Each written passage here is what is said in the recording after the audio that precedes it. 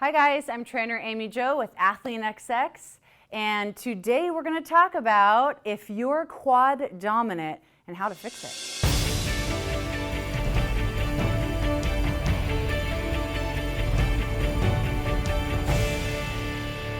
Okay, so being quad dominant is something that can really interfere with your glutes. It can really interfere with your glute training and how your glutes improve, where your mental-mind connection is with your muscle mass, and how you're training, you can fix it. You can. So how to know if you're quad dominant? Well, when you do a leg exercise, when you do a leg workout, where are you sore?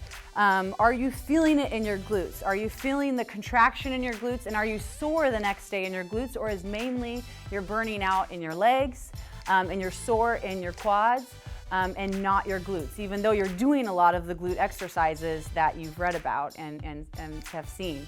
I am quad dominant. I understand why I am quad dominant. That's just how I was created. That's genetics. So how do I fix it is I have really started to focus on the mind-muscle connection and starting to engage my glutes with a warm-up. So the very first thing that I've always done now is to focus on a warm-up and to get my glutes firing, because that's really what it is that you're not firing those nerves into the glutes, and then therefore you can't really feel the contraction.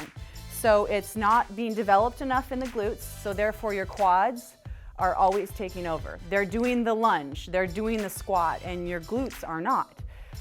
So I've really had to work hard over the few years when I realized that was kind of one of my weaknesses, to increase the glutes by focusing on the mind-muscle connection, starting with a good warm-up, and then I started to realize, man, my glutes are growing. I was sore in my glutes, and I started to change the way my leg workouts went.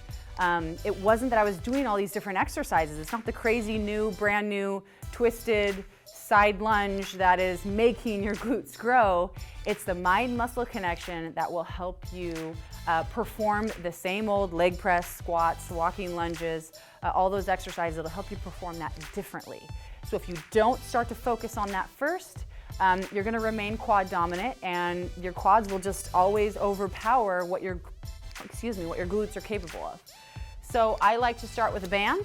I think that's really important for a good warm-up, because it really starts with the intricate small muscle groups of the glutes, and then I can move into the bigger exercises. So I like to tie this around my knees. You can place it around your ankles as well. I think it's more effective up here, for me that is, I found.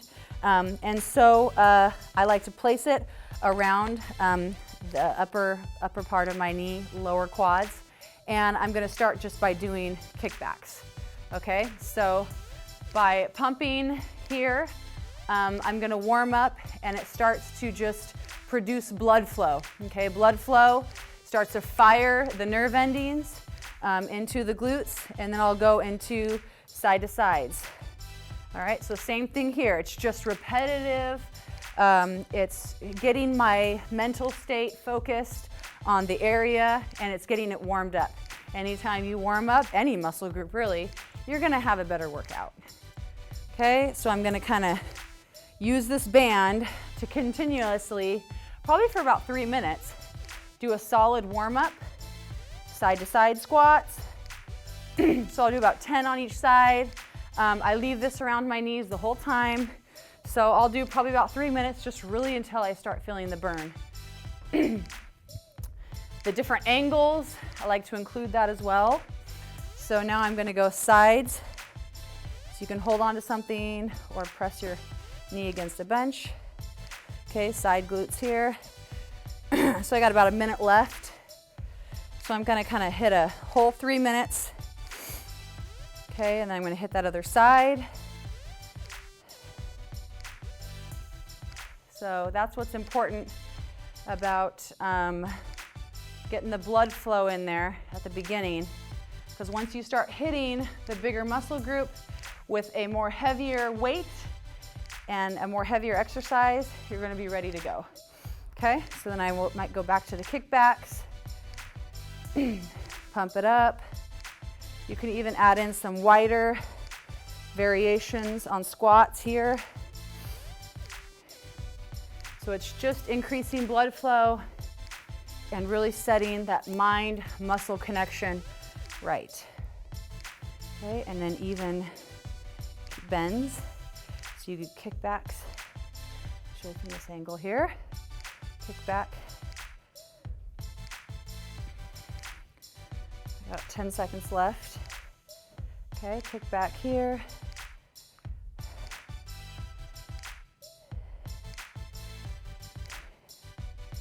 Great. 2 and 1. Good. Okay, awesome. So there you have it. A great warm up.